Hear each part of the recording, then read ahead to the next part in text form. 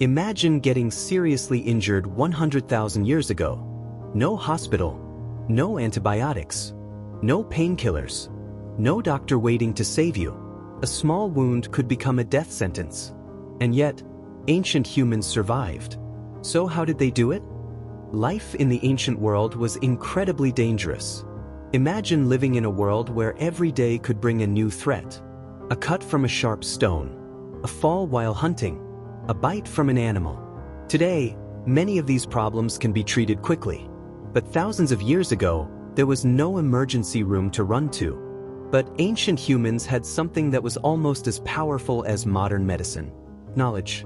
They watched nature. They learned from animals.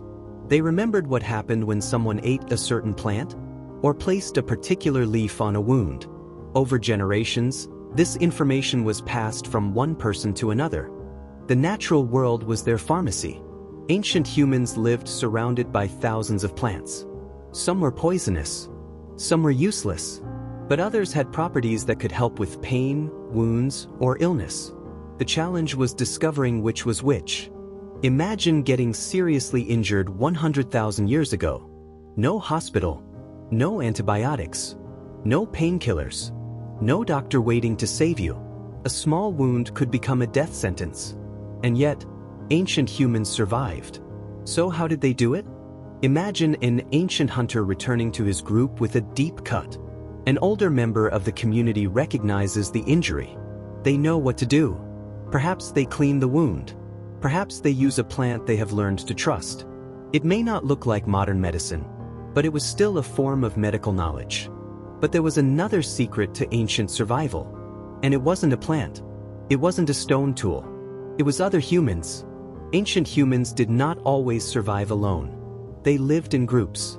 And those groups could protect their weakest members. Now imagine breaking your leg in the ancient world. You can't walk. You can't hunt. You can't easily escape danger. For a lone human, this could be devastating. But for someone living in a community, the story could be very different. Archaeologists have discovered ancient skeletons with evidence of serious injuries that healed during the person's lifetime. And that tells us something important. These people survived long enough for their bodies to recover. But healing takes time.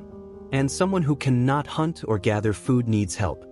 This may have been one of the greatest advantages humans ever developed. Cooperation.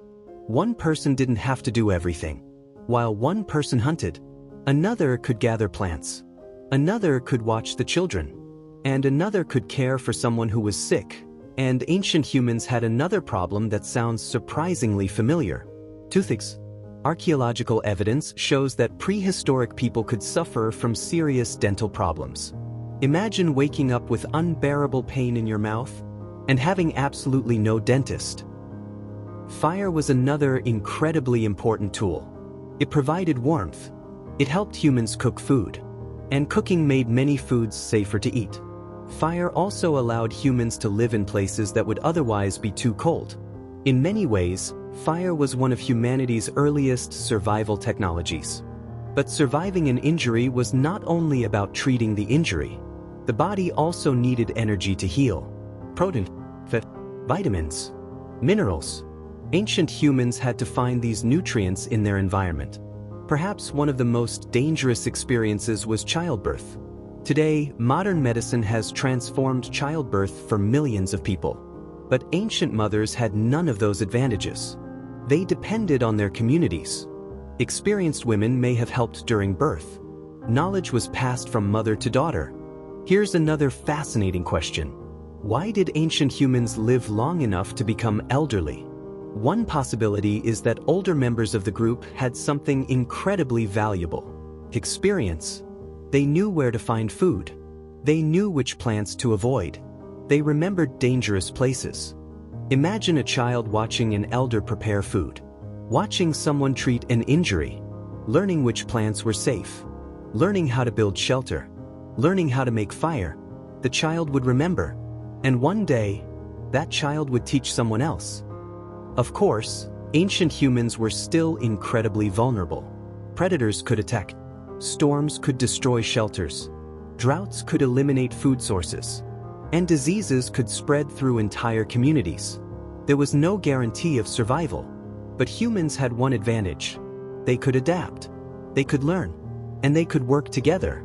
And we should never forget the most important healer of all. The human body itself.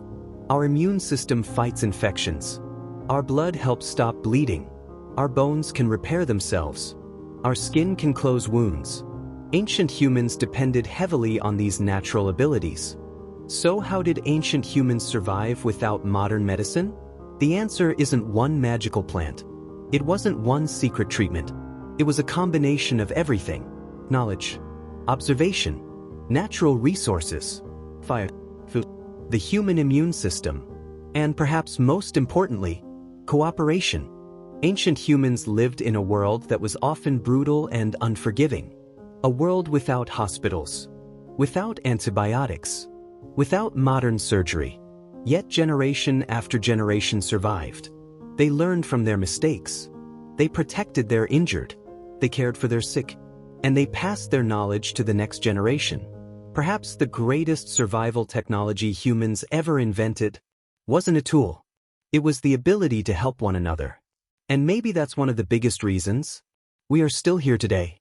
If you could travel back 100,000 years, would you survive? Or would you last only one day? Let us know what you think.